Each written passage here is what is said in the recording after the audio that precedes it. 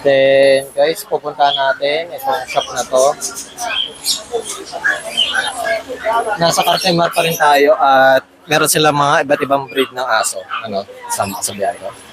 Hello everyone, at nasa Cartimar tayo at nasa Grooming Palace tayo at tatanungin natin si Ma'am kung ano yung mga binibenta or ano nakita kayo sa biyahe ko. Ma'am Lynn, regarding po pala sa mga aso, Ma'am, ano pala yung usual months na bago niyo sila ibenta?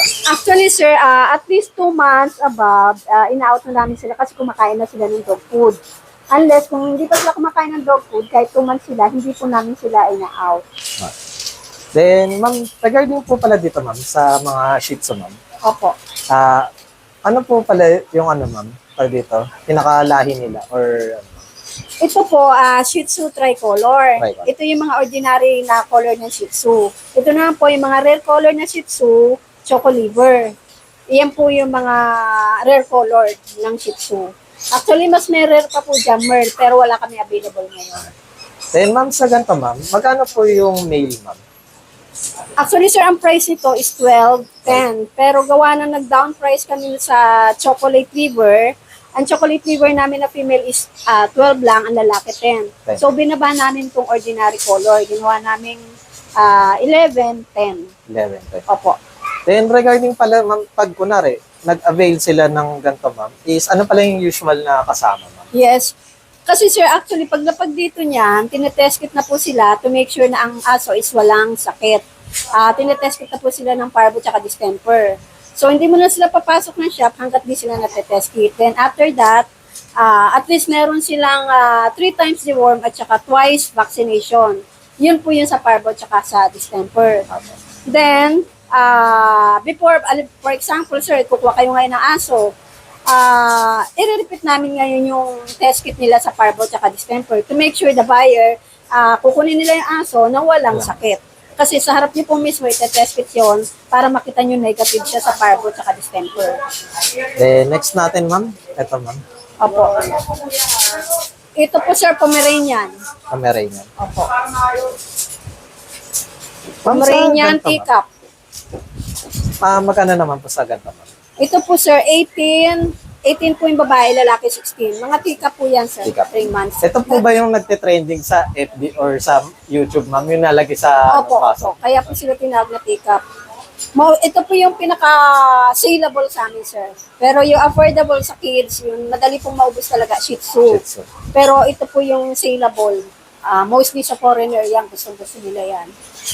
Mga Korean at Chinese. Then, Ma'am Lynn, next naman po natin, Ma'am. Okay po. Ito po, sir, Chow Chow, large breed to. Chow Chow. Chow Chow po yan. Ang price po niyan is 18 po yung babae, lalaki 16. Ang Chow Chow po namin, sir, puro bird type tsaka blue tongue. Kasi once na hindi po siya blue tongue, hindi po siya pure breed. So, lahat po na kinukuha namin Chow Chow, sinecheck po muna namin yung tongue nila kung blue to make sure that the puppy is quality and pure. Kasi mahirap po masira dahil may mga papel po sila. Then, lahat po pala, Ma'am, dito is may papers, Ma'am. Opo. Depends, sir, sa buyer kung gusto nila na walang papel. Kasi, sir, for example, kapag lapag dyan, naka-process mo yung papel na, pero hindi pa po nakapasok yun sa company na papasukan ng papel. Then, after nun, pag tapos na, tsaka na po i-ready yun na ready na siyang ipagawa. Kasi meron pong buyer talaga na bibili na gusto lang mas cheaper ang price, walang papel, kaya hindi lahat pinagagawa. Naka-hold po yun. Then, pagka na-out na lahat, tsaka po yung pinaprocess. Then, ayun pala, Ma'am, regarding pala sa with papers at may papers, Ma'am, magkano po pala usually yung difference, Ma'am? Actually, sir, yung ganitong mga toy dogs, mura lang naman po ang difference, 2,000, 3,000 lang. Sa Shih Tzu, halos 1,000 nga lang po. Ngayon, yung ang pinakamahal ko, yung sa American Bully, meron po kasi tayo, sir, dito, American Bully, yung po ang mahal ng papel. USBR po yan, international, almost 10,000 ang papel niya kasi nagagaling pa sa ibang bansa. Then, next natin, Ma'am. Okay po. Anong pwede, Ma'am? na Ito po sa inyo yan, doon, Pomeranian. Pomeranian. Pero ito, Ma'am, ito yung standard size or Ano lang siya, adult small. lang? Small. Ayun po yung mga teacup. Same lang rin po sila, Ma'am. No, sir, Or mas mura po mas ito. mura? Kasi pagka ganyan po hindi quality, in-out na lang namin yan na walang papel. To make sure na walang customer. Kasi ang quality po talaga, ang price niya mataas. Kaya ito po, mas mababa lang siya. Hindi namin pinapapilan. Kasi meron pong kids, gusto lang nila talaga na magkaroon ng pets kahit na hindi quality. Then, ma'am, next natin. Ito po sir, American Bully, Pocket Bully. Bakit, ma'am? Opo. Then, ayun pala, ma'am. Di ba may iba't ibang may mga XL, micro, sa mga bully, ma'am? Ano po Meron pala po. yung mas, ano? Ano? Ito po, exotic. Exotic. Paano po pala masasabi na exotic, sir, ma'am? maliit lang siya. Unlike nito, sir, ito po yung packet, ganyan yung size niya, malalaki. Ito po, compared dito sa nano, para po sa tao, maliit lang siya. Midget. Opo. Kumbaga sa tao, Bansot. bansot, opo. Ayan, full grown na rin siya, pero halos magkasing edad na silang dalawa. Ma'am, sa ganito, ma'am, magkano po? Sa Ayan po, exotic? sir. Actually, sir, ang price namin yan is mataas. Pero gawa ng nag-iisa na lang sabi, binagsak na rin po yung presyo niya sa 30K with 30K. papers. Pero yung mga kapatid niya, nabenta po namin ng mas mataas. Mas mataas. Then, ayun pala, ma'am, kunwari, bibili sila ng American Bully, yung, anong tawag doon, ma'am? Yung hinahan, ma'am? Akinig aircraft. Opo. Aircraft. Kasi yun po talaga marirecognize mo yung kung bully siya sa aircraft. Usually po talaga paglagay dito, 2 months, naka-aircraft na sila. Nice. Then, next natin, ma'am. Ito po, Yorkie. Huwag na po yan sa Sige. mga bigger size na Yorkie yan kapag hindi sila mga quality. Ayun. Dito na po tayo sa Sige. so, ito po yung mga pambenta talaga. Ito po yung pom namin. Na medyo natutulog lang. Lima yan, nag-isa na lang siya. Ito rin, kapatid nitong choco liver, lalaki naman siya. Pomeranian, poodle. Then, meron kaming Vision. Yung po yung nasa Vision baba. price, Medyo, opo. Medyo price yun ang Vision, 45. 45. Tapos yung po, meron kami sa labas na exotic short hair, may paper po yun.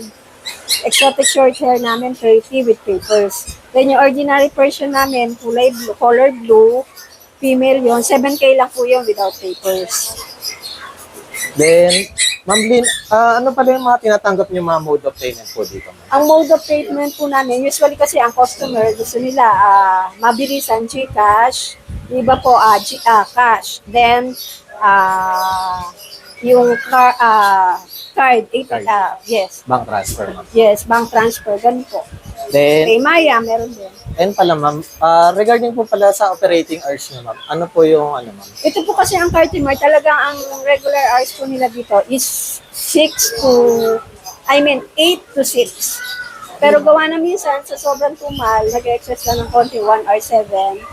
Ito naman shop namin, gawa na may stay naman po, 6 o'clock open na dahil naglilinis. Pero operating hours po namin talaga is 8 a.m. Hanggang anong oras, ma'am? Ano po, 6. 6. More or less, umaabot din po ng 7. Gawa ng, minsan, late hours na dumarating ang customer. Pero ang grooming po, 5 p.m., then hindi na kami tumatanggap nun.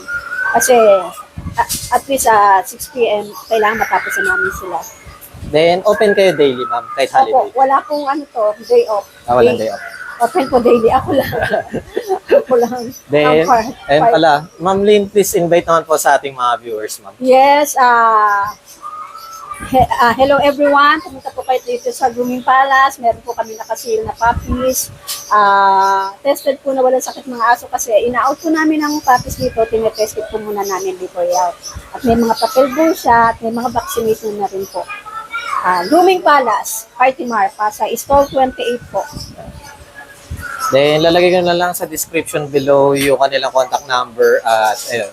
Sige, ma'am. Bigyan ko na lang kayo ng calling card, sir. Hi po. Have a nice day, everyone. Floor 1 at nandito tayo sa Taytay. Syempre, pag